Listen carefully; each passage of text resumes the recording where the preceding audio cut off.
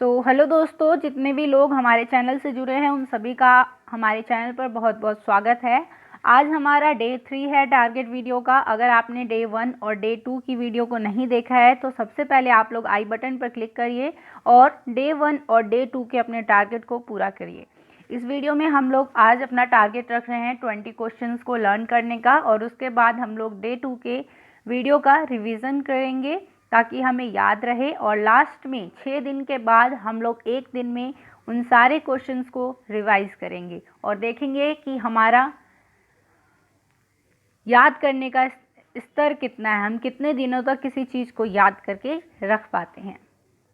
तो सबसे पहले मैं आपसे डिस्कस करूंगी क्वेश्चन फॉर यू को, जो कि मैंने आपसे पिछली वीडियो यानी डे 2 के टारगेट में पूछा था। तो आप लोग इसका आंसर ज़रूर किया करें। कमेंट बॉक्स में आप लोगों के लिए ही दिया जाता है ताकि आपको पार्टिसिपेशन बना रहे। तो क्वेश्चन क्या था? राज्य एक संसार है जिसे आत्मा अपने लिए बनाती है। यह कथन किसका है, आपको ये बताना था। आपके ऑप्शन थे अरस्तु, प्लेटो, हीगल और टी.एच. ग्रीन। तो क्या होगा इसका राइट आंसर? इसका राइट आंसर होगा ऑप्शन नंबर सी। हीगल ने यह कहा था कि राज्य एक संसार है जिसे आत्मा अपने लिए बनाती है। हीगल का यह मानना है कि किसी भी व्यक्ति का विकास राज्य के अंदर बेहतर तरीके से हो सकता है। तो आज के 20 क्वेश्चन टारगेट में सबसे पहला क्वेश्चन आता है आपके लिए, राष्ट्रीय मानव अधिकार आयोग यानी कि NHRC की स्थापना कब हुई थी, आपको ये बताना है। नेशनल ह्यूमन राइट कमीशन कब इस्टेब्लिश किया गया था, कब इसकी स्थापना की गई थी, ये आपको बताना है। तो क्या होगा इसका राइट आंसर?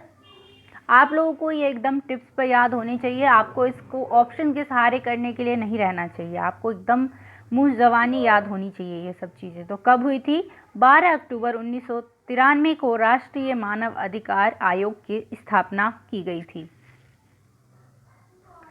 नेक्स्ट क्वेश्चन है आपके लिए, राष्ट्रीय मानव अधिकार आयोग के अध्यक्ष का कार्यकाल कितने वर्ष का होता है? राष्ट्रीय मानव अधिकार के जो अध्यक्ष होंगे उनका कार्यकाल कितने वर्ष का होता है, आपको ये बताना है। तो जल्दी से सोचिए और कमेंट बॉक्स में आंसर जल्दी जल्दी कीजिए। तो इसका राइट आंसर होगा आपका 3 साल या फिर 70 वर्ष की आयु जो भी पहले पूरी होती है वो उनका कार्यकाल रहता है। क्वेश्चन नंबर 4 है, 3rd क्वेश्चन होना चाहिए था लेकिन 4th क्वेश्चन लिखा हुआ है, राष्ट्रीय मानवाधिकार का मुख्यालय कहाँ है, आपको ये बताना है। मुख्यालय यानी हेडक्वार्टर कहाँ है राष्ट्रीय मानवाधिकार आयोग का? तो आई होप इसका आंसर आपको पता होगा और जल्दी से इसका आंसर कमेंट कर दीजिए। तो इसका राइट आंसर होगा नई दिल्ली। नई दिल्ली में है राष्ट्रीय मानवाधिकार का मुख्यालय। क्वेश्चन नंबर 5 है, राष्ट्रीय मानवाधिकार आयोग के वर्तमान अध्यक्ष कौन हैं, आपको बताना है। इसके प्रेसिडेंट अध्यक्ष कौन हैं? राष्ट्रीय मानव अधिकार आयोग के वर्तमान अध्यक्ष कौन हैं? तो ये हैं आपके HL दत्तू, जो कि सुप्रीम कोर्ट के रिटायर्ड चीफ जस्टिस हैं। HL दत्तू वो अभी राष्ट्रीय मानव अधिकार के अध्यक्ष हैं। नेक्स्ट क्वेश्चन आता है आपके लिए, राष्ट्रीय मानव अधिकार आयोग के प्रथम अध्यक्ष कौन थे? प्रथम अध्यक्ष बताना है आपको। अभी हमने वर्तमान अध्यक्ष HL दत्तू थे, अभी आपको बताना है कि प्रथम अध्यक्ष कौन थे, फर्स्ट कौन थे। तो राष्ट्रीय मानवाधिकार आयोग के प्रथम अध्यक्ष थे आपके रंगनाथ मिश्रा। 7th क्वेश्चन है, विकास का एकीकृत सिद्धांत किसने दिया? विकास का एकीकृत सिद्धांत किसने दिया, आपको ये बताना है। जल्दी से आंसर करिए, आपके आंसर का हमें इंतजार है, जल्दी जल्दी आंसर कीजिए। तो विकास का एकीकृत सिद्धांत दिया है आपके अरविंद घोष जी ने। नेक्स्ट क्वेश्चन है आपके लिए, द पॉवर्टी ऑफ फिलॉसफी, जो कि एक फेमस बुक है, 1847 में पब्लिश होती है, किसकी रचना है, आपको ये बताना है। द पॉवर्टी ऑफ फिलॉसफी किसकी रचना है, जल्दी से बताइए। तो ये रचना है आपकी कार्ल मार्क्स की द पॉवर्टी ऑफ फिलोसफी, 1847 में पब्लिश होती है। 9th क्वेश्चन है आज का, परस्पर व्यापी मैतक्य के सिद्धांत की वकालत किसने की? परस्पर व्यापी मैतक्य यानी ओवरलैपिंग कंसेंसस के सिद्धांत की वकालत किसने की है, आपको ये बताना है। तो ये किसने की है, जल्दी से आंसर करिए कमेंट बॉक्स में। तो इसका राइट आंसर होगा रॉल्स। रॉल्स ने परस्पर व्यापी मैतक्य के सिद्धांत की वकालत की है। आगे आपके लिए संविधान से रिलेटेड क्वेश्चन है, बहुत ही बढ़िया क्वेश्चन है, तो चैनल से जुड़े रहें और वीडियो को लास्ट तक देखें ज़रूर, और लास्ट में कमेंट करें क्वेश्चन फॉर यू का। तो आज का 10वां क्वेश्चन है आपके लिए, सामान्य व्यवस्था सिद्धांत की अवधारणा सर्वप्रथम किसके द्वारा विकसित की गई? सामान्य व्यवस्था सिद्धांत की अवधारणा सर्वप्रथम किसके द्वारा विकसित की गई? जनरल सिस्टम थ्योरी किसके द्वारा विकसित की गई है? तो इसका राइट आंसर क्या होगा? Ludwig von बर्टलाम्फी।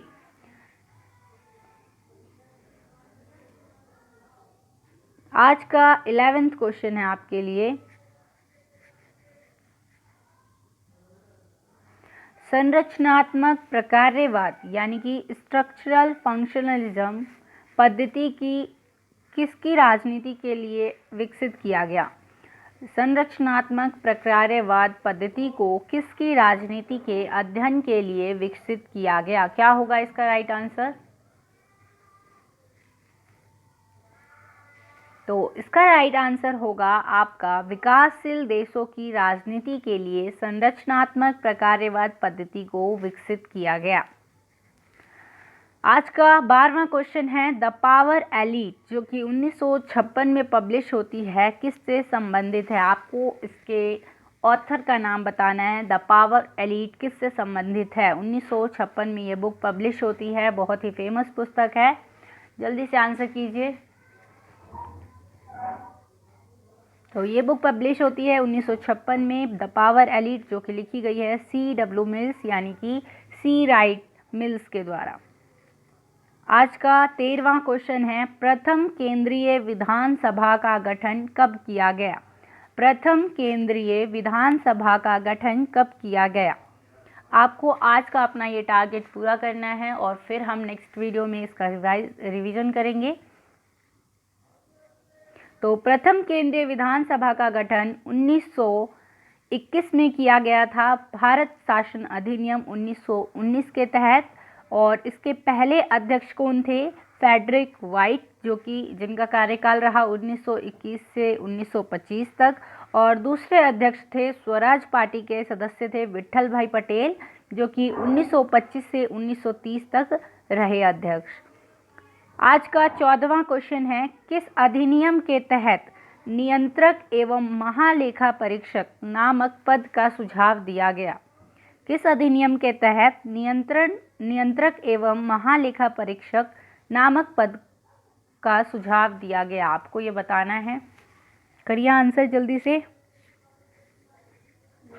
तो इसका राइट आंसर क्या हो जाएगा? इसका राइट आंसर हो जाएगा आपका भारत सरकार अधिनियम 1919 के तहत भारत सचिव को नियंत्रक एवं महालेखा परीक्षक की नियुक्ति का अधिकार दिया गया। आज का 15वां क्वेश्चन है आपके लिए, संविधान की प्रस्तावना में अब तक कितनी बार संशोधन किया गया है? तो ये बहुत ही इजी क्वेश्चन है, आप लोग जल्दी से आंसर कीजिए इसका। संविधान की प्रस्तावना में अब तक कितनी बार संशोधन किया गया है? तो संविधान की प्रस्तावना में अब तक बस केवल एक बार ही संशोधन किया गया है, और वो कब किया गया है? 42वां संविधान संशोधन 1976 में किया गया था, जिसके तहत प्रस्तावना में समाजवाद, पंथ निरपेक्ष और अखंडता शब्द को जोड़ा गया। आज का 16वां क्वेश्चन आता है आपके लिए, नागरिकों के मौलिक कर्तव्यों को भारतीय संविधान में कब शामिल किया गया? आपको वर्ष बताना है। भारतीय नागरिकों के लिए मौलिक कर्तव्य भारतीय संविधान में कब शामिल किया गया? तो जल्दी जल्दी आंसर कीजिए। तो ये शामिल किया गया है आपका 1976 में, 42वें संविधान संशोधन के द्वारा सरदार स्वर्ण सिंह समिति की सिफारिश पर 42वें संविधान संशोधन 1976 के द्वारा नागरिकों के मौलिक कर्तव्यों को भारतीय संविधान में जोड़ा गया और भाग 4A तथा अनुच्छेद 51A इसमें जोड़े गए, जिसके तहत भारतीय नागरिकों के लिए 10 मौलिक कर्तव्य बताए गए थे। लेकिन 46वें संविधान संशोधन के द्वारा, यहाँ पे 40वां लिखा हुआ है, ये गलत है। 46वें संविधान संशोधन 2002 के द्वारा इसकी संख्या कितनी हो गई? इसकी संख्या हो चुकी है अब 11। ये है 46वां संविधान संशोधन 2002, जिसके द्वारा शिक्षा के अधिकार को मौलिक कर्तव्य में जोड़ा गया है। और अब कितने हो चुके हैं? ये 11 हो चुके हैं मौलिक कर्तव्य। तो आज का 17वां क्वेश्चन आता है आपके लिए, भारतीय संविधान के सांविधिक सलाहकार कौन हैं? भारतीय संविधान के सांविधिक सलाहकार कौन थे, आपको ये बताना है। तो जल्दी से आंसर कीजिए।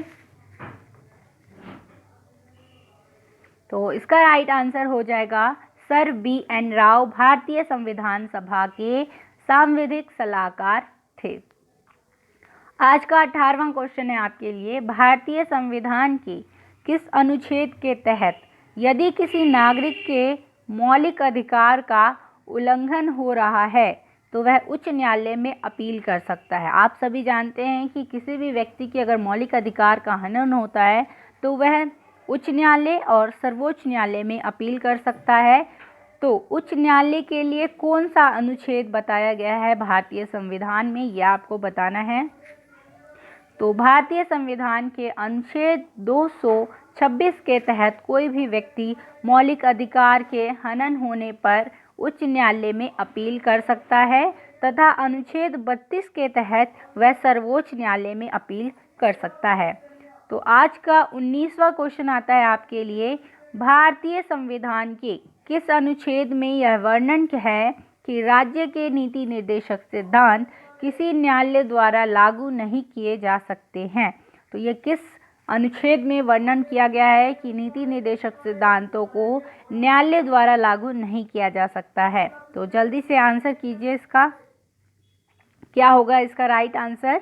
इसका राइट आंसर होगा अनुच्छेद 37 के द्वारा यह कहा गया है कि राज्य के नीति निर्देशक सिद्धांतों को किसी भी न्यायालय द्वारा लागू नहीं किया जा सकता है। राज्य के नीति निर्देशक सिद्धांत भारतीय संविधान के भाग 4 में और अनुच्छेद 36 से 51 तक इनका वर्णन किया गया है। अनुच्छेद 20, क्वेश्चन नंबर 20, भारतीय संविधान का कौन सा भाग आपातकालीन उपबंध के बारे में बताता है? भारतीय संविधान का कौन सा भाग आपातकालीन उपबंध के बारे में बताता है? आज का ये लास्ट क्वेश्चन है। तो क्या है इसका राइट आंसर? आप सभी ने अनुच्छेद पढ़ा होगा कि भारतीय संविधान में 3 अनुच्छेद हैं आपातकालीन उपबंध के बारे में। अनुच्छेद नंबर 352, अनुच्छेद 356 और अनुच्छेद 360।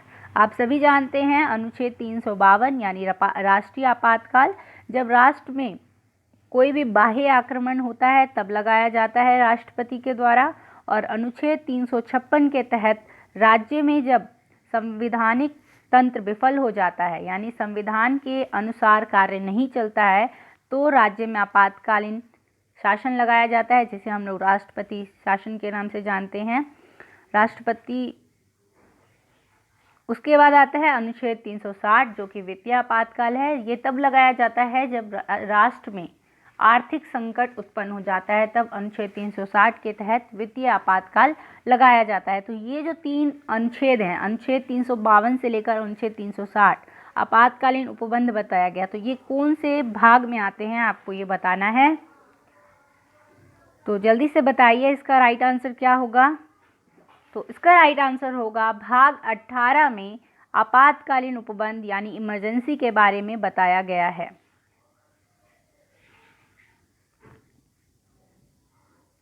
तो इसी के साथ आता है आज के लिए आपका क्वेश्चन फॉर यू। क्या है ये देख लीजिए और इसके बाद हम लोग रिवीजन करेंगे।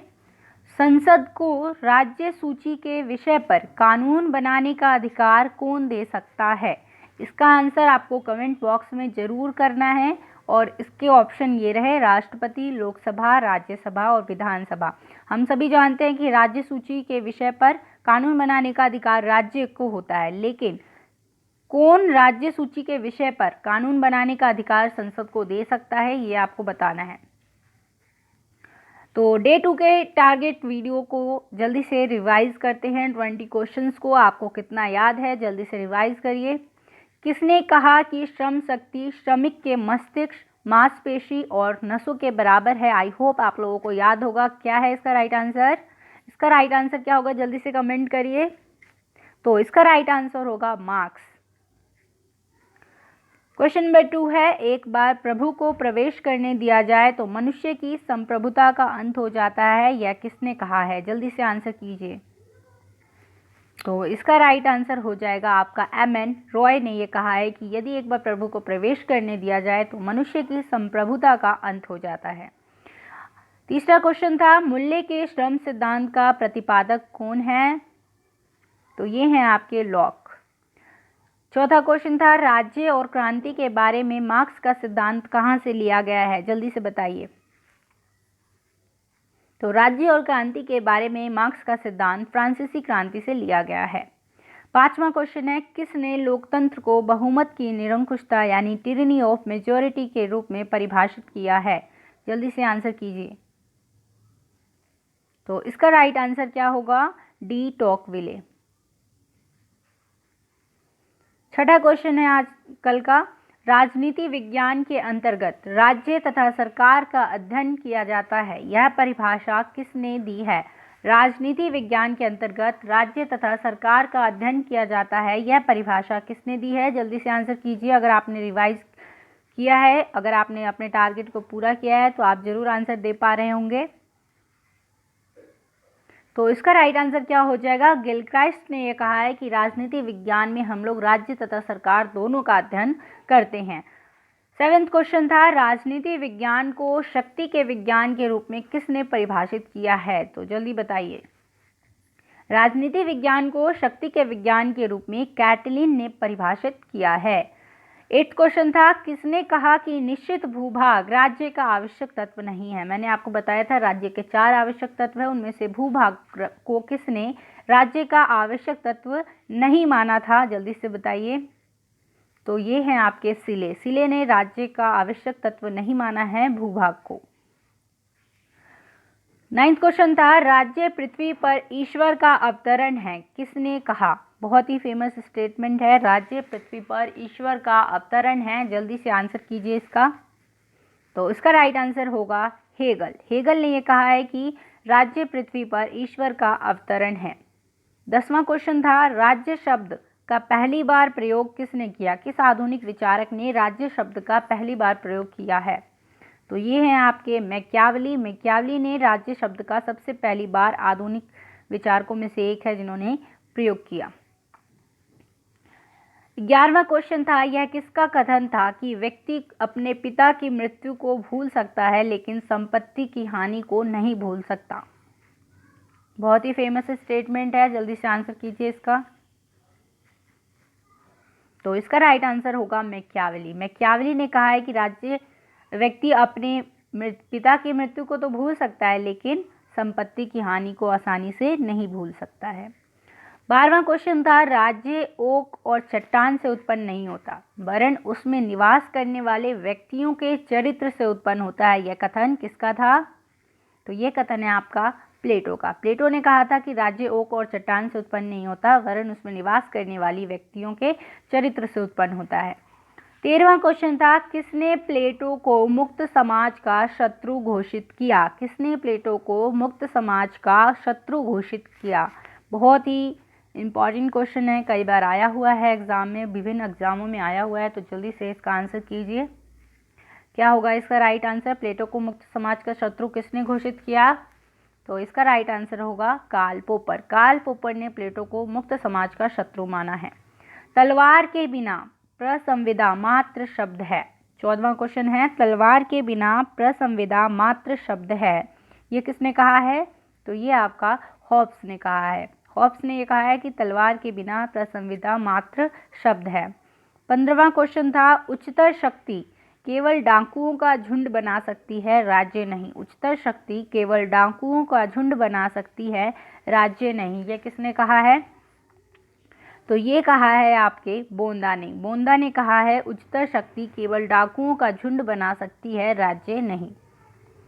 16वां क्वेश्चन था, व्यक्ति को स्वतंत्र होने के लिए बाध्य किया जा सकता है, किसने कहा है? कई बार मैचिंग के क्वेश्चन में आया हुआ है, तो जल्दी से इसका आंसर कीजिए। तो इसका राइट आंसर होगा रूसो। रूसो ने कहा है कि व्यक्ति को स्वतंत्र होने के लिए बाध्य किया जा सकता है। 17वां क्वेश्चन है, मैं राज्य हूँ, ऐसी घोषणा किसने की है? मैं राज्य हूँ, यह घोषणा किसने की है? तो यह घोषणा की है आपके लुईस 14वें ने। 18वां क्वेश्चन आता है आपके लिए, राज्य का आधार शक्ति नहीं इच्छा है, यह कथन किसका है? राज्य का आधार शक्ति नहीं इच्छा है, यह कथन किसका है? तो यह कथन है आपका T.H. ग्रीन ने कहा है कि राज्य का आधार शक्ति नहीं है बल्कि इच्छा है।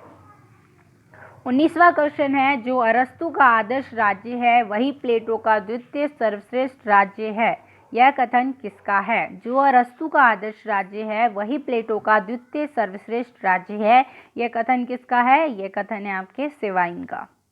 20वां क्वेश्चन है, राज्य विधि का शिशु तथा जनक दोनों ही हैं, राज्य विधि का शिशु तथा जनक दोनों ही हैं, यह कथन किसका है?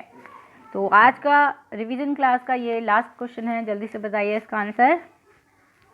मैकाइवर इसका राइट आंसर होगा, राज्य विधि का शिशु तथा जनक दोनों ही हैं। आई होप आप लोग अपने टारगेट को पूरा कर रहे होंगे और आपकी तैयारी अच्छी चल रही होगी।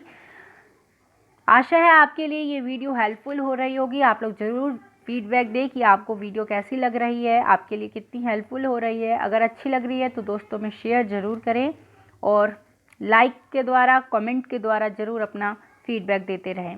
तो आज के लिए इतना ही, फिर मिलेंगे। Thanks for watching, have a nice day.